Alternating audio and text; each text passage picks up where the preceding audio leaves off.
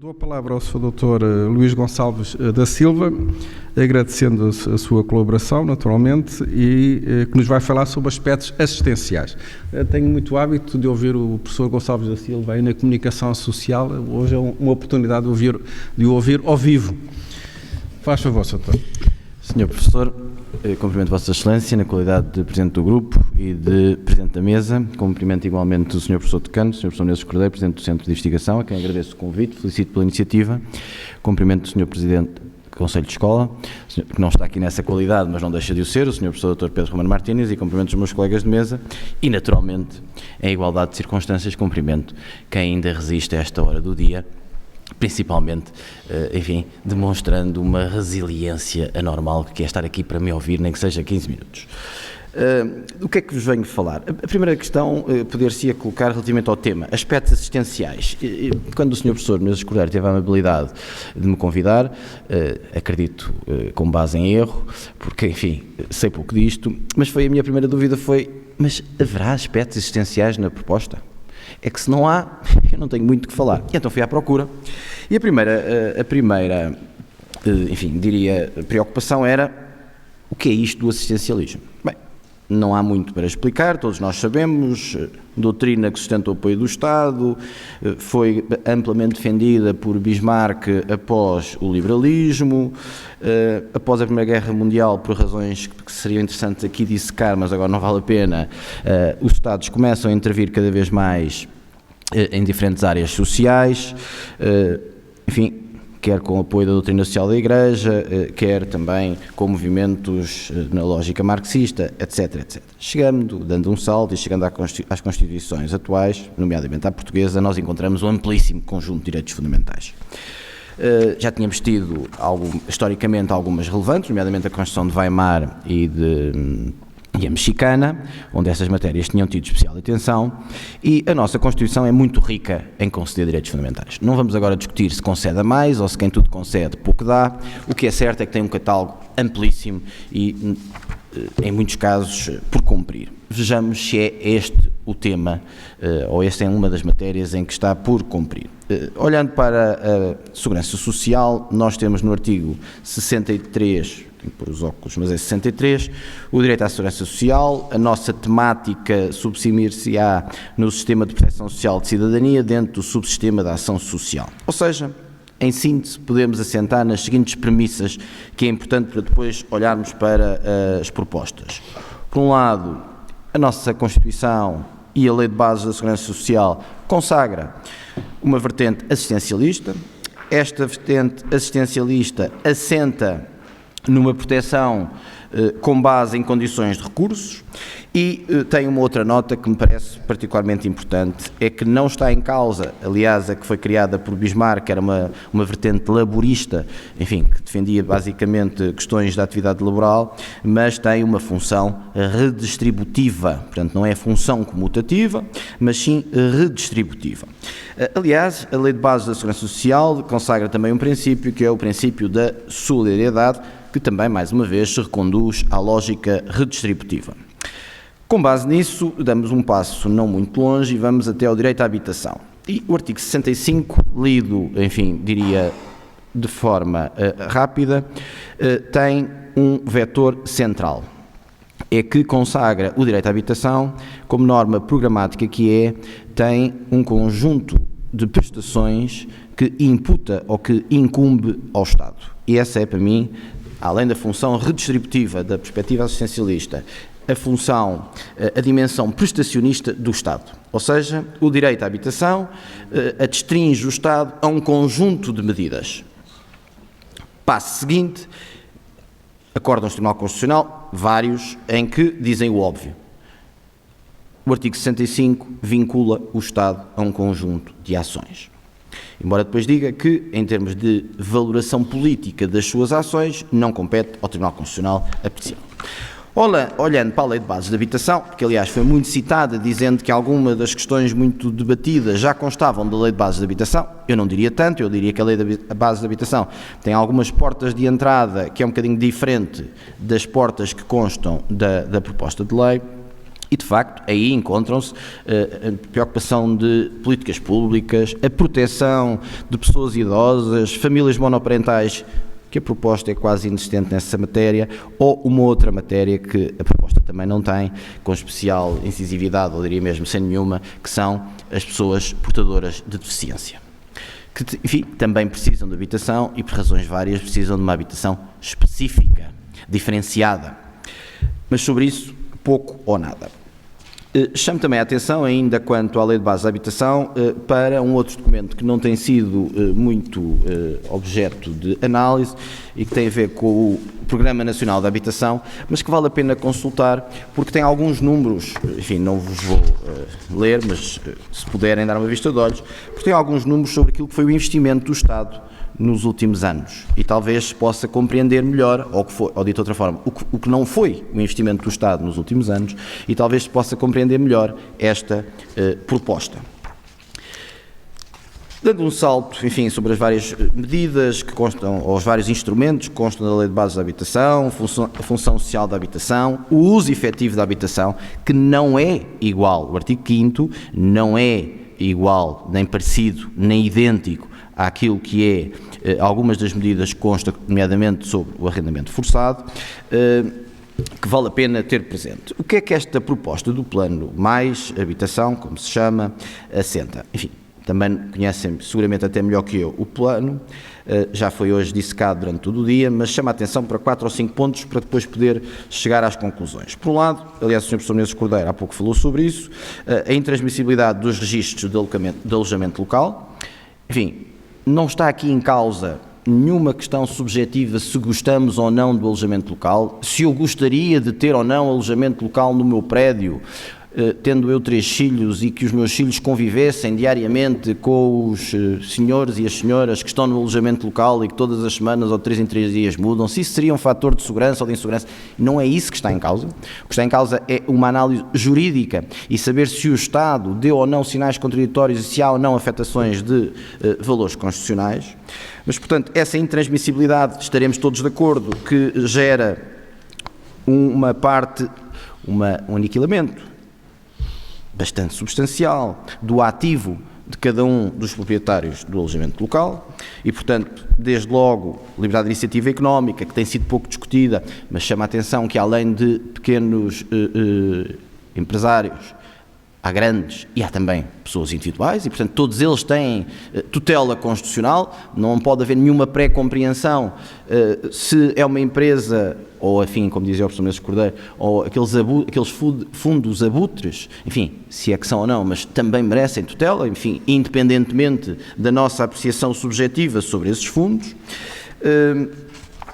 A limitação temporal do alojamento local de 5 anos, a suspensão, a caducidade em 2030, salvo se houver renovação, e tudo isto, permitam-me fazer aqui um parênteses, ao mesmo tempo, até porque isso depois será importante para vermos se há ou não violação da tutela confiança, ao mesmo tempo que, por exemplo, em dezembro de 2022 o Estado anunciava que queria incrementar, aumentar, criar condições para que os postos de trabalho no alojamento local crescessem. E, aliás, até mais. Propunha como? Propunha o quê?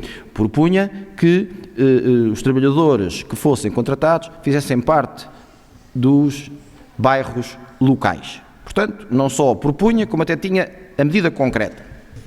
Aliás, ainda há pouco tempo, há uma hora, me dei ao trabalho de ir ver e, aleatoriamente, num site de oferta de emprego havia 10.000 ofertas de emprego no alojamento local. 10.000. Um site, não tive a fazer nenhuma pesquisa, um site. Portanto, há aqui um outro bem jurídico, que é o emprego, que pouco ou nada se tem falado. Mas falava eu na limitação temporal, na suspensão, na caducidade, na fixação de valor de novas rendas, no arrendamento forçado, no apoio extraordinário ao pagamento das rendas, etc. Perguntar-me-ão, é tudo mau? Não, admito que não seja tudo mau, mas é quase tudo muito mau. Porquê? Primeiro porque é uma proposta que não é integrada, não tem nenhum fundamento, pelo menos que seja conhecimento público, isto é, não há nenhum estudo, e os poucos que existem, aliás, apontam em sentido contrário, pelo menos os que são públicos.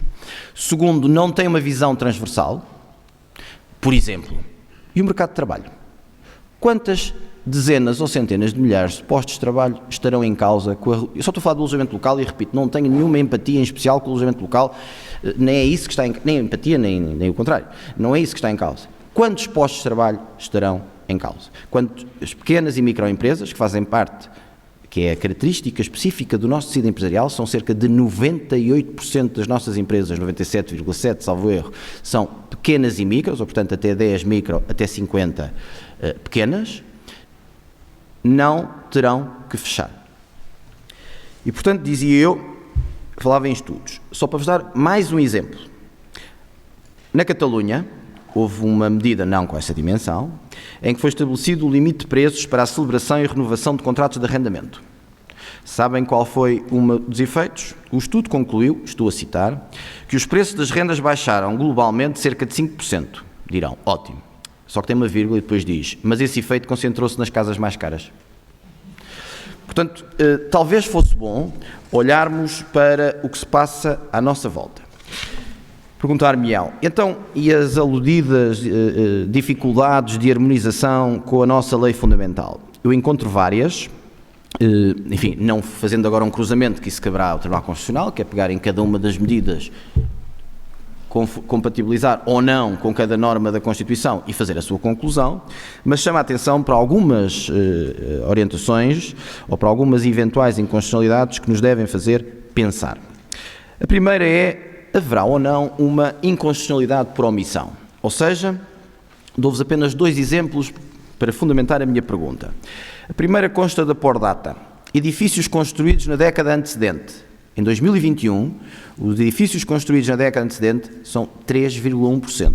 Em 2011, são 14,4%. E em 2001, 19,2%. Portanto, em 2021, foram 3,1%. Pergunta, haverá uma inconstitucionalidade por omissão? Mas há mais. Um estudo também recente, de 2019, diz que o desenvolvimento das políticas de habitação social em Portugal foi casuístico, sem continuidade, sistematização temporal, nem estratégia a médio e longo prazo.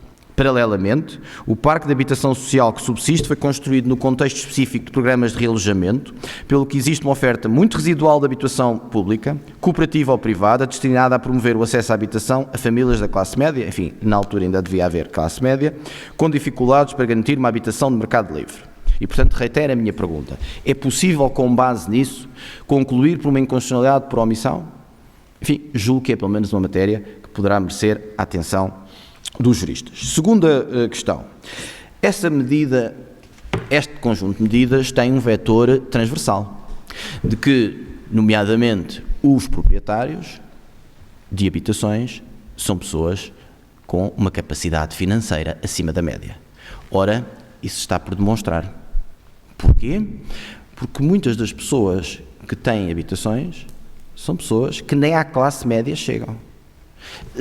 Saiamos, enfim, muitas vezes do nosso centro, que são as grandes cidades, Lisboa e Porto. E vamos para este país fora, onde a pequena habitação é herdada, onde as pessoas têm ali o único ou o principal sustento.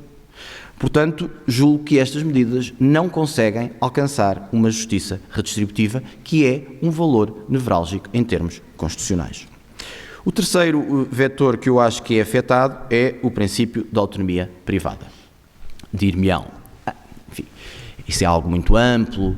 Bem, acredito que seja muito amplo, mas convém ter presente que o princípio da autonomia privada assenta, de acordo com a orientação do Tribunal Constitucional, na dignidade da pessoa humana. E, portanto, quando nós falamos em arrendamento forçado, nós falamos na eliminação do princípio da celebração e do princípio da estipulação de uma vez só. Até porque, enfim, o diabo poderá estar nos detalhes ou nos pormenores, mas seguramente há um ponto que estaremos de acordo, é que o poder público proporá um valor da renda, o proprietário terá dois caminhos, ou concorda, porque o outro não tem. E, portanto, será um arrendamento forçado, aliás, como o próprio nome indica, o que significa que também a forma de cálculo será uma forma de cálculo não a valores de mercado, mas aquilo a que deveria ser os valores de mercado. E aí há uma, entre aspas, claríssima expropriação, porque há uma afetação indelével da propriedade privada, não só enquanto o gozo do bem, mas como o benefício desse bem enfim, se quiserem numa linguagem agora não técnica, portanto, não fiscalista, o lucro que esse bem gera, se quiserem, o valor que esse bem gera. Depois temos um outro princípio, que é o princípio da proporcionalidade. Parece-me claramente desproporcional na tridimensão que é necessidade, adequação e proporcionalidade em sentido estrito, muitas dessas medidas. Sendo certo que aqui há uma particularidade, e eu devo confessar que tenho alguma curiosidade em saber se o Tribunal Constitucional será sensível a isso, que é a da necessidade e da adequação. Mesmo que concluíssemos que estas medidas são necessárias e são adequadas, a pergunta seguinte é, mas elas são necessárias e são adequadas, porque durante décadas o Estado se demitiu das suas funções. Ora, a adequação e a necessidade pode ignorar a omissão do dever imposto pela Constituição relativamente ao Estado? Eu tenderia a dizer não pode, porque em última instância então tudo é necessário e adequado sempre que o Estado intervir, mesmo que resulte de omissões de décadas.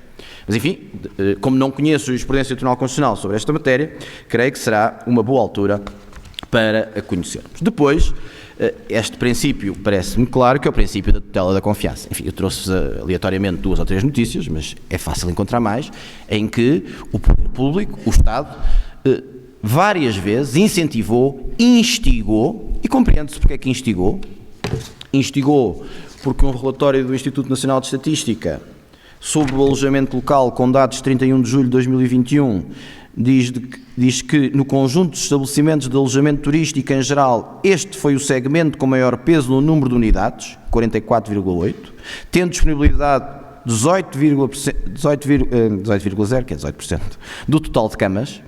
E percebe-se, no momento em que era preciso aumentar receitas, basicamente assentos no turismo, que tivesse instigado o alojamento local, e portanto eu acho que se há um princípio que é afetado, é claramente a tutela da confiança, porque o Estado instigou, criou condições, convidou, enfim, não vou dizer obrigou, que me parece exagerado, a que houvesse um investimento através de um conjunto de atos, e portanto creio que seria bom saber se esse princípio é ou não violado.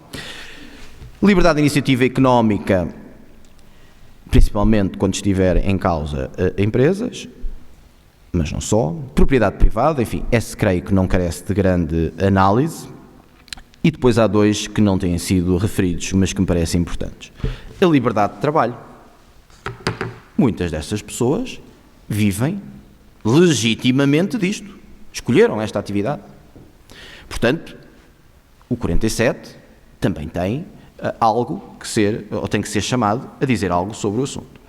E por fim, há uma outra nota que também não tem sido muito levantada, mas que seguramente o Governo terá dados, que nós não temos, que é se há ou não uma afetação indelével da estabilidade do emprego. Não é tanto diretamente o 53, mas é a colisão com o 58. É que o Estado tem outra norma que o vincula, que é obter ou realizar políticas que visem o pleno emprego. Ora, essa é claramente uma política que visa a diminuição do emprego.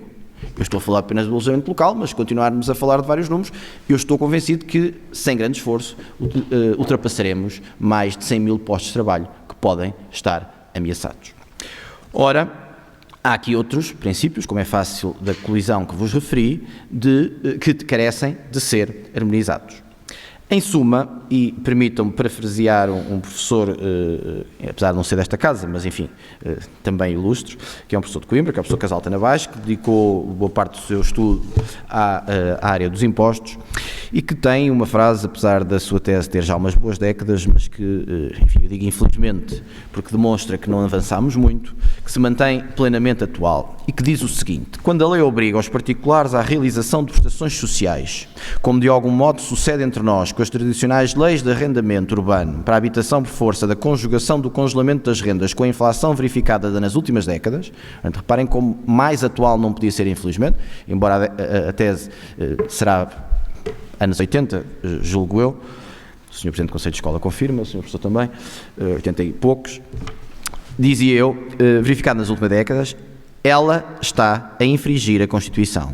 É que a realização do direito social à habitação implica para o Estado e não para os particulares a disponibilização de uma habitação para cada família a custos adequadamente suportáveis pelos respectivos agregados familiares, atendendo aos respectivos rendimentos e encargos. Em suma, uma lei que deveria assentar em fatores como certeza e segurança, que deveria ter uma visão transversal aos diferentes setores económicos afetados. É uma lei que acaba por ter uma visão parcial, unilateral e, acima de tudo, e isso é aquilo que mais me suscita, enfim, eu diria algum desagrado, é uma lei que vai em contracorrente com aquilo que foram os últimos anos da atuação do Estado. E isso não pode deixar, na minha opinião, de merecer censura pelo Tribunal Constitucional, caso a lei cartaz, enfim, cuja eficiência ou o procedimento estará em causa depois da qualificação do Sr. Presidente da República, mas dizia eu, caso a lei cartaz chegue ao Tribunal Constitucional. Muito obrigado pela vossa atenção.